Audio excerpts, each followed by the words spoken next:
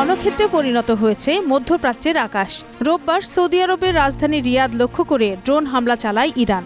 দেশটির প্রতিরক্ষা মন্ত্রণালয় জানিয়েছে, জনবহুল এলাকায় আঘাত হানার আগেই 4টি ড্রোন ধ্বংস করেছে সৌদি আকাশ প্রতিরক্ষা বাহিনী। তবে এই উত্তপ্ত পরিস্থিতিতে দেশটিতে প্রাণ হারিয়েছেন অন্তত 2 জন আর আহত হয়েছেন 12 জন। হামলার লক্ষ্যবস্তু থেকে বাদ যায়নি সংযুক্ত আরব আমিরাত। আল ধাফরা বিমান ঘাঁটিতে অবস্থানরত মার্কিন সেনাদের টার্গেট করে 10টি ক্ষেপণাস্ত্র ও এক ঝাঁক ড্রোন ছোড়ার দাবি করেছে ইরানের বিপ্লবী গার্ড বাহিনী বা IRGC।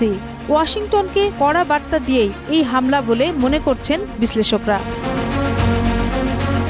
এদিকে সংঘাতের আগুনে নতুন ঘি ঢেলেছে IRGCর সর্বশেষ ঘোষণা।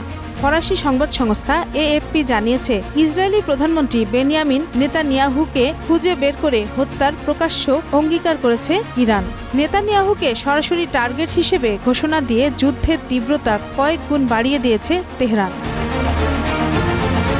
উদ্ভূত পরিস্থিতিতে নিরাপত্তা ঝুঁকির আশঙ্কায় মধ্যপ্রাচ্যের অন্তত 12টি দেশ থেকে নাগরিকদের সরে যাওয়ার পরামর্শ দিয়েছে যুক্তরাষ্ট্র। ইরাকে থাকা মার্কিনীদের অতি দ্রুত দেশ ছাড়ার নির্দেশ দেওয়া হয়েছে। অন্যদিকে হরমুজ প্রণালীর নিরাপত্তা নিশ্চিতে মিত্রদের আবারও এক হওয়ার আহ্বান জানিয়েছেন ডোনাল্ড ট্রাম্প।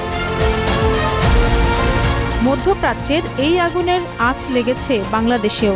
আকাশসীমা বন্ধ থাকায় হজরত শাহজালাল আন্তর্জাতিক বিমানবন্দরে নেমে এসেছে স্থবিরতা। রোববার একদিনেই বাতিল করা হয়েছে 23টি আন্তর্জাতিক ফ্লাইট। অনিশ্চিত হয়ে পড়েছে হাজারো প্রবাসীর গন্তব্য। রত্না জামান, গ্রিন নিউজ ডেস্ক।